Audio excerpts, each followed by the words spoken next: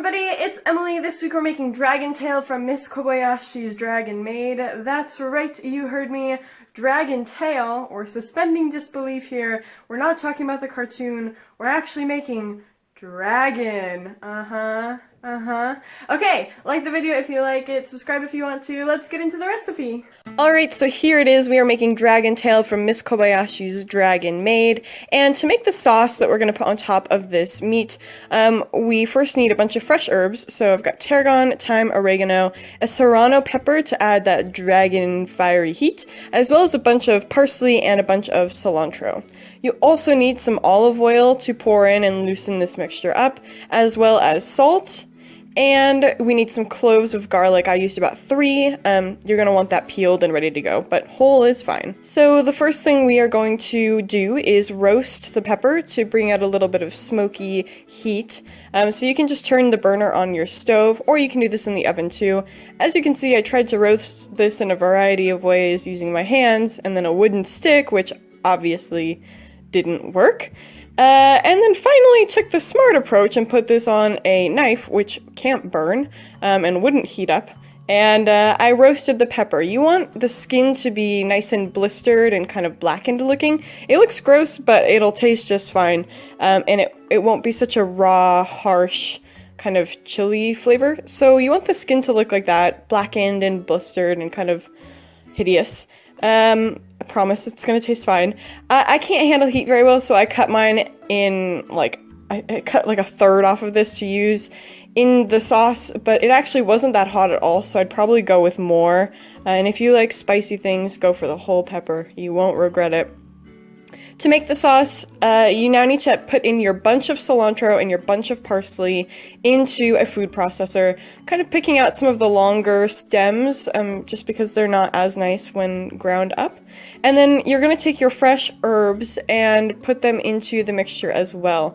Herbs come on like a really woody stalk, so you don't actually want to put the stalk in, you want to pick the leaves off of the stem. And to do that, you can pick them off by hand, but I actually think it's easier to take the stem and kind of go backwards. Kind of like a weird analogy, but kind of like you're petting a cat backwards. You want to like pull all the leaves off in the same way, just by going down the stalk with your fingers. Just like that. And do that with the rest of your herbs. And when you have that all ready to go, you just want to pop the lid on and press start or on, whatever your machine says. You can do this by hand too if you don't want to blend it. You can just chop it up and then mix it with the olive oil. That would work just fine. While that's going, I'm going to add in my garlic cloves in the top. I'm putting 3 in. You could have done this earlier as well. I just sort of forgot until this point. So put the garlic in, and then we're going to drizzle in the olive oil. I put in about 3/4 of a cup, but whatever works. You just want the sauce to be not like a paste. How do you describe this? You just want it to be kind of loose. So whatever consistency you like, you should go for, and put in enough olive oil to make that happen. Here's what mine looked like after I was done mixing everything. As you can see, I could kind of easily pick it up with a spoon, and it wasn't super thick or anything like that. You also want to add in salt to taste at this point, so whatever tastes good to you, go with that. Now to move on to the meat, I've got olive oil, carrots, onion.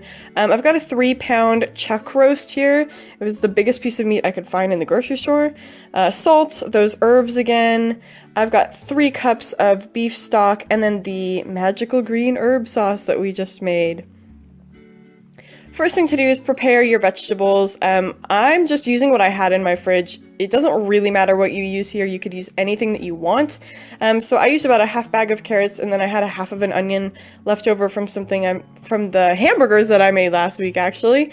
So you just want to roughly chop those things up.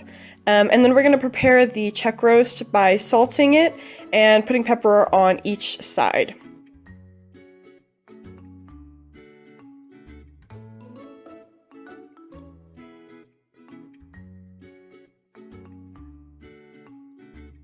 high heat with a little bit of olive oil, and you want to just brown these onions. So you don't need them to get all wilty or anything. They just need to get a little bit of color on them. And I lost the footage for everything. I don't know what happened to it. So once that's brown, you want to take the onions out, do the same thing with the carrots, about 3 minutes, and then you want to brown the meat, about a minute each side. Then you're going to deglaze the pan by pouring in a cup of broth and just getting all the brown bits off the bottom up. Put the veggies back in, put the meat in, and put the green sauce on top of the roast. Then, with your oven ready to go, you're going to put the whole thing into the oven at 275 degrees Fahrenheit is what I did. And then you just leave it there for 3 hours. So it's like the easiest thing ever if you can handle putting a giant piece of meat in the oven. Once it's done, it should look a little bit something like this, and you can take it out of the pan and put it onto a cutting board ready to go. Try not to drop it like I almost did right there. Oh god, watching this back just makes me horrified for myself. Anyway, get that onto a cutting board, and then we are going to start by removing the butcher's twine from the outside. Mine came with the butcher's twine on the outside, so if yours doesn't have it, don't worry about it. It's gonna be fine. So I just removed that piece by piece.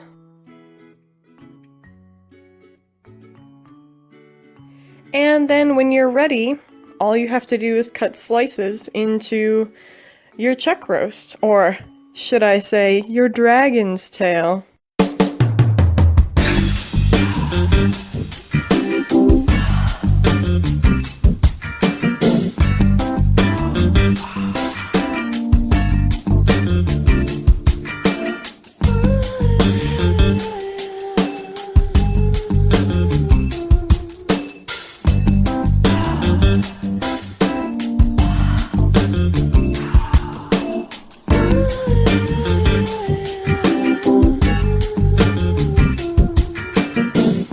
Finally, take your slices of meat and just put a little bit of that magical green sauce back over the top.